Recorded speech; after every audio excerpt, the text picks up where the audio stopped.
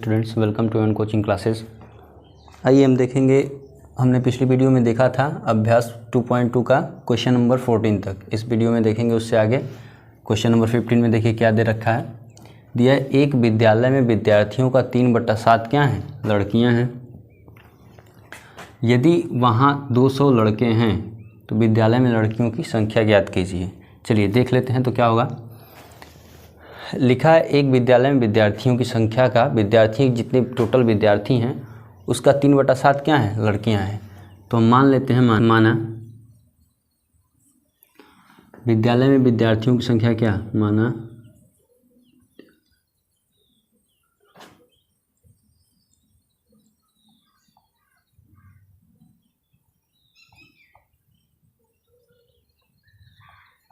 कितनी है, x मान लेते हैं। माना विद्यालय में विद्यार्थियों की संख्या हमने x मान लिया। तो ये जो विद्यार्थियों की संख्या हमने विद्यालय में माना, ये लड़के और लड़कियां मिला के होंगे, लड़के और लड़कियां दोनों का संख्या ये x। अब इसमें देखिए, इसमें क्या करेंगे, इस जो टोटल संख्या है हमारा लड़कों और लड़कियों का विद्यालय में, तो ये इसी के 3/7 क्या हैं, लड़कियाँ हैं। तो हम लड़कियों की संख्या निकाल लेते हैं। लड़कियों की संख्या बराबर क्या होगा, लड़कियों की संख्या, अब ये जो हमारा x है टोटल संख्या, इसी का क्या है 3/7 क्या है, लड़कियां हैं। तो इसका 3/7 जब निकालेंगे तो 3x बटा क्या हो जाएगा, 7। ये हो गया हमारा लड़कियों की संख्या। अच्छा, अब बोल रहा है यदि वहाँ 200 लड़के हैं तो टोटल संख्या ये है, लड़कियों की संख्या ये है। तो अगर टोटल संख्या में से हम लड़कियों की संख्या को घटा दें तो लड़कों की संख्या पता चल जाएगी। तो टोटल संख्या हमारा x, अब यहाँ लिख देते हैं लड़कों की संख्या बराबर, लड़कों की संख्या कितनी होगी, देख लेते हैं। पूरी संख्या हमारी ये है, उसमें लड़कियों की संख्या ये है, इसको माइनस कर देते हैं और लड़कों की संख्या कितनी दे रखी है, 200। तो ये हमको पता चल जाएगा कि लड़कों की संख्या है कितनी एक्चुअल। इसको इससे घटाएंगे तो ये हो जाएगा हमारा 7x - 3x अपान 7 = 200। चलिए इसको घटाइए, 4x अपान 7 बराबर 200। ये इसमें जाके मल्टीप्लाई हो जाएगा, 4x = 7 2 = 1400। तो x की वैल्यू कितनी आ जाएगी, x की वैल्यू आ जाएगी, ये इसमें जाके भाग होगा 350। कितनी हो जाएगी, 350। मतलब टोटल संख्या क्या है हमारा, 350 है। विद्यालय में टोटल कितनी संख्याएं हैं, 350। अब हमसे क्या पूछा है कि विद्यालय में लड़कियों की संख्या क्या होगी, तो यही है लड़कियों की संख्या। तो लड़कियों की संख्या में हम क्या करें, देखिए लड़कियों की संख्या में बस x की वैल्यू पुट कर दें, हमारा पता चल जाएगा कि लड़कियों की संख्या कितनी है। तो यहाँ लिख दें लड़कियों की संख्या बराबर 3 × 350/7। ये इससे कैंसिल होगा, 7 × 5 = 35, 0 मतलब कितनी बार में, 50। और फिर यहाँ जब गुणा होगा 3 में 50 का तो कितना आएगा, 150। मतलब लड़कियों की संख्या कितनी हो गई, 150, और लड़कों की संख्या हमारी 200 दे रखी है। तो टोटल संख्या कितनी हो गई, 350। यही हमारा क्या हो गया, आंसर हो गया। चलिए अब अगले क्वेश्चन की तरफ बढ़ते हैं। किताब 6/7 भाग पढ़ने के बाद 60 पृष्ठ बचते हैं। किताब का 6/7 भाग जब वो पढ़ लेता है तो कितना पृष्ठ बचता है, 60। तो बोल रहा है कि किताब में कितने पृष्ठ हैं, टोटल पृष्ठ पूछ रहा है। तो हम पहले क्या करें, सबसे पहले मान लेते हैं किताब, देखिए माना लिखते हैं, माना किताब में पृष्ठों की संख्या क्या होगी, माना किताब में कुल पृष्ठों की संख्या कितनी है, कुल पृष्ठों की संख्या बराबर x। हमने क्या किया, किताब में कुल पृष्ठों की संख्या क्या किया, x मान लिया। अब उसका क्या किया, ये 6/7 भाग तो पढ़ चुका है। किताब टोटल पृष्ठों की संख्या है x, इसमें से 6/7 भाग पढ़ लिया। तो पढ़ा भाग हम निकालेंगे तो क्या करेंगे, इस x में से ये टोटल संख्या है पृष्ठों की, उसमें से जो 6/7 भाग पढ़ चुका है उसको हम क्या करें, घटा दें, तब हमारा पता चलेगा। देखिए अब x माइनस, जब 6/7 इसमें से हम माइनस करेंगे तो ये कितना आएगा, इधर जाएगा ये, तो 7x - 6x/7। ये जब घटाएंगे तो ये जो 6/7 भाग पड़ चुका है, तो उसके बाद बचा भाग निकलेगा, और बचा भाग कितना है 60। तो चलिए निकालते हैं बचे भाग, बचा हुआ पृष्ठ बराबर x/7। इतना जो है हमारा क्या हुआ है 7x से 6x माइनस करेंगे, क्या आएगा x आ जाएगा, और बटा 7 है तो 7 लिख देंगे। ये हमारा बचा हुआ पृष्ठ है। तो बचा हुआ पृष्ठ है कितना, क्वेश्चन में दे रखा है कितना है 60। तो ये बचा हुआ पृष्ठ कितना है 60, मतलब x/7 की वैल्यू कितनी है 60। तो हम देखिए यहाँ से x की वैल्यू आराम से निकाल सकते हैं। जैसे ये इधर हमारा डिवाइड में, तो इधर जाएगा तो किस में होगा, मल्टीप्लाई में हो जाएगा।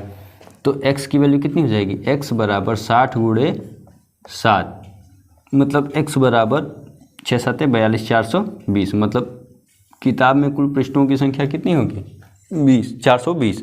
x की वैल्यू दे रखिए, तो देखिए यहाँ लिखा है किताब में हमने कुल पृष्ठों की संख्या कितना माना x, और x की वैल्यू कितनी आ गई 420। यही हमारा क्या हो गया, इस क्वेश्चन का आंसर हो गया। चलिए बढ़ते हैं अपने अगला क्वेश्चन। क्या दिया, माधव के पास 600 रुपया है, टोटल कितना रुपया है 600। वह अपनी नोटबुक पर 1/6 भाग तथा शेष धन का 1/8 भाग स्टेशनरी सामग्री पर खर्च करता है। तो उसके पास धन पूछ रहा है कि कितना है। चलिए देख लेते हैं माधव के पास कितना धन है। माधव के पास टोटल कितना धन है, माधव के पास कुल धन बराबर 600 रुपया है। वो अपनी नोटबुक पर कितना खर्च कर रहा है 1/6 भाग, नोटबुक पर किया खर्च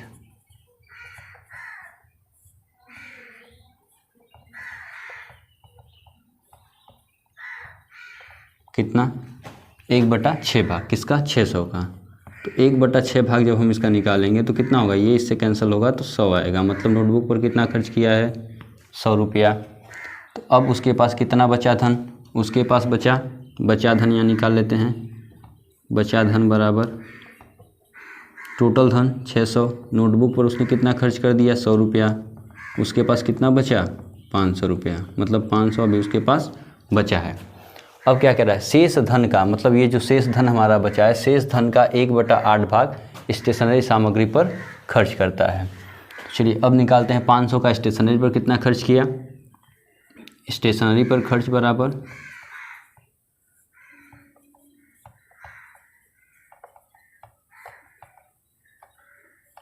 कितना किया है 500 का 1/8 भाग। इससे इसको काटिए, 8 चौक 32, 8 पंजे 40, 8 छक 48, बचेगा यहाँ 2 20, 8 तरीके 24, सॉरी 20 बचेगा, 8 दूनी 16, और फिर बचेगा कितना 4, तो 4 और 0 यहाँ दशमलव बढ़ा लेंगे 0, 8 पंजे 40, मतलब कितना खर्च किया 62 रुपया 50 पैसा। ये खर्च कर दिया उसने किस पे, स्टेशनरी पे। अब पूछ रहा है उसके पास कितना धन है, उसके पास कितना धन है। तो अब बचा हुआ धन निकाल लेते हैं। फिर बचा धन उसके पास कितना है, बचा हुआ धन बराबर, अब क्या करें, उसके पास टोटल अभी तो 500 है, उसमें से 62 रुपया 50 पैसा खर्च कर दिया। तो 500 में से 62 रुपया 50 पैसा आप क्या करिए घटा दीजिए, बचा हुआ धन निकल जाएगा। चलिए घटा के देख लेते हैं। 500 है, इसमें से हमको घटाना कितना है 62.50। ये कैरी होगा 0.5 हो जाएगा। यहाँ 9 से 2 माइनस करेंगे 7, यहाँ क्या बचेगा 9 से 6 माइनस करिए 3, और यहाँ 4, मतलब 437 रुपया 50 पैसा। उसके पास कितना धन बचा 437 रुपया 50 पैसा, ये उसके पास अभी बचत हुआ। चलिए आई होप सारे क्वेश्चंस आप लोगों को समझ में आ रहे होंगे। चलिए बढ़ते हैं अपने अगले क्वेश्चन की तरफ। क्वेश्चन नंबर 18 देख लेते हैं क्या है। 48,000 रुपया प्रतिमाह कमाता है।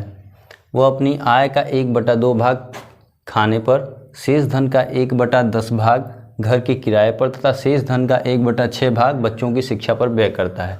अब उसके पास कितना धन बचा है। जैसे हमने पिछला क्वेश्चन देखा है क्वेश्चन नंबर 17, सेम उसी बेस पे है। चलिए करके देख लेते हैं इसको भी। प्रासु कितना कमा रहा है प्रतिमाह, प्रासु प्रतिमाह कितना कमा रहा है।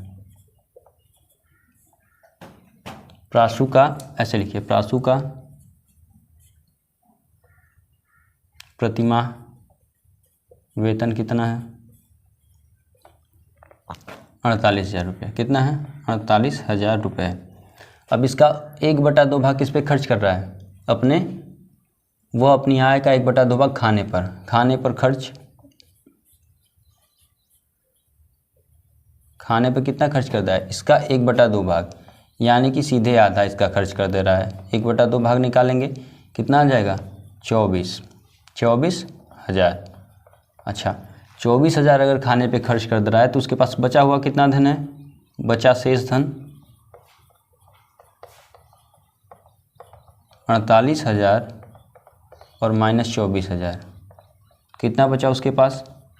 24,000। 24,000 उसके पास अभी धन बचा हुआ है। ठीक है, अब देखिए उसका 1/10 भाग ये क्या कर रहा है? मतलब शेष धन का, शेष धन कितना बचा उसके पास? 24,000। उसका 1/10 भाग किराए पर वो खर्च कर देता है। तो अब देखिए किराए पे खर्च क्या करेंगे? यहाँ लिखेंगे किराए पे खर्च बराबर 24,000 का 1/10 भाग जो है क्या कर रहा है? किराए पे खर्च कर दे रहा है।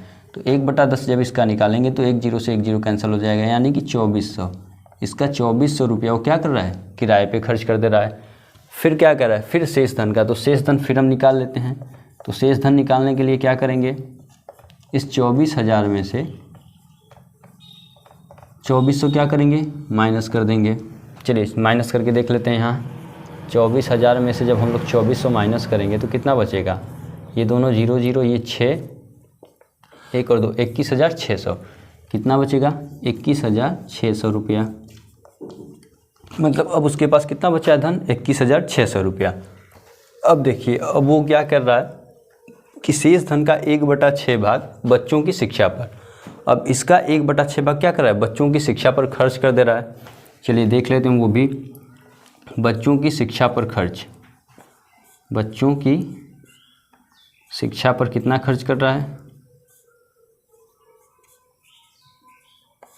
बराबर 21,600 टोटल है। उसका 1/6 भाग ये क्या कर रहा है? बच्चों की शिक्षा पर खर्च कर दे रहा है। इससे भाग देके देख लीजिए कितना आएगा काट के। जब काटेंगे देखिए, काटेंगे तो कितना आएगा? 21,600 है। कितनी बार भाग जाएगी? 3 बार। 6 3 18, क्या बचेगा?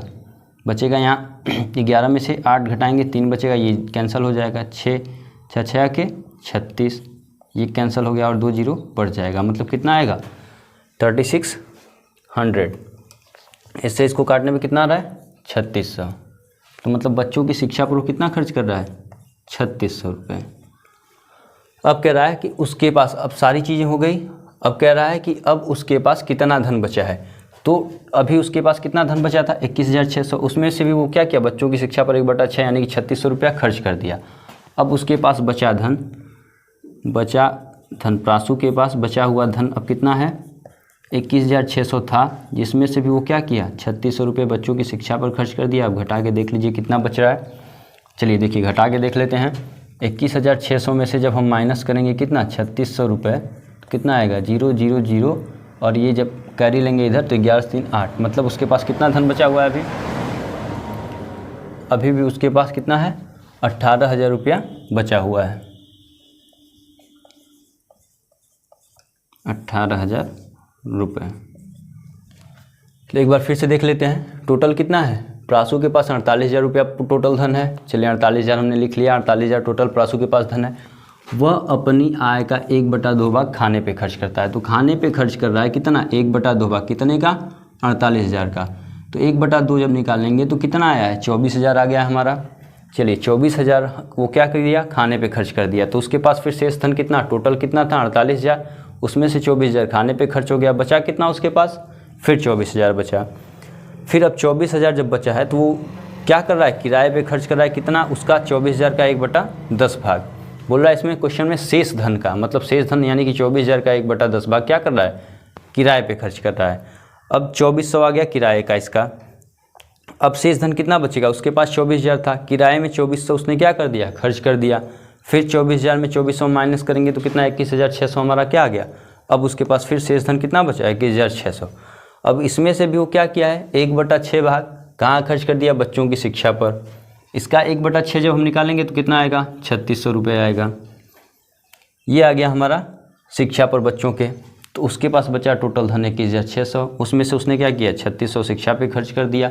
अब उसको माइनस कर लेते हैं तो आंसर कितना हमारा आया 18,000। चलिए इस प्रश्नावली का लास्ट क्वेश्चन क्या है, क्वेश्चन नंबर 19 दिया है। एक क्रिकेट टेस्ट मैच में दर्शकों का 2/7 भाग बंद मैदान में था, जबकि 7500 खुले मैदान में थे, तो दर्शकों की कुल संख्या। तो हम दर्शकों की कुल खुले और बंद दोनों मैदान में दर्शकों की संख्या कितना मान लें, x। लिखा सॉल्यूशन, माना दर्शकों की संख्या कितनी है, दर्शकों की कुल संख्या कितना मान लें, x। तो बोल रहा है कि बंद मैदान, ये क्या है 2/7 भाग जो हमारा क्या है बंद मैदान में है, कुल संख्या कितना हो गया x। तो खुला और बंद दोनों x हो गया। तो अगर बंद मैदान हम इसमें से क्या करें, माइनस कर दें, तो हमको खुले मैदान का भाग पता चल जाएगा। चलिए देखते हैं, x में से माइनस करके खुले मैदान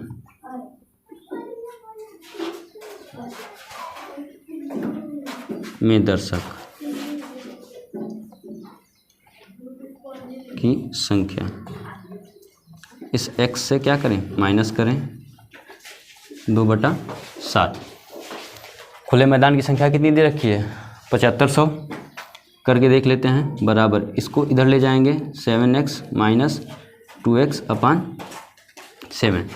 संख्या कितनी है टोटल इसकी 7500। कर लेते हैं, इससे ये माइनस होगा 5x अपान 7 बराबर 7500। फिर अब क्या करेंगे, ये इधर डिवाइड में तो इधर जाएगा मल्टीप्लाई में होगा, 5x बराबर 7500 इंटू 7। क्या करें, इधर कर लें, तो ये x अब हमारा यहाँ मल्टीप्लाई में तो इधर जाएगा तो डिवाइड में बनेगा, तो x इक्वल टू 7500 इंटू 7 अपान 5। इससे इसको कैंसिल करें तो 5 1 जा 5, 2 बचेगा, 5 5 से कितना होगा 25 और 00 इधर बढ़ जाएगा। इसमें इसका मल्टीप्लाई करेंगे तो कितना होगा 15 7 जा 105, मतलब इसकी वैल्यू कितनी आ जाएगी 10,500। टोटल संख्या कितना होगा 10,500। हमने दर्शकों की कुल कितनी संख्या मानी थी x, और x की वैल्यू कितनी आ गई 10,500, मतलब इस क्वेश्चन का आंसर कितना होगा 10,500। दर्शकों की टोटल संख्या कितनी होगी 10,500। आई होप आप लोगों को सारे क्वेश्चन समझ में आए हों। ये इस प्रश्नावली का लास्ट क्वेश्चन था। अब हम लोग अगले वीडियो में पढ़ेंगे अगला प्रश्नावली।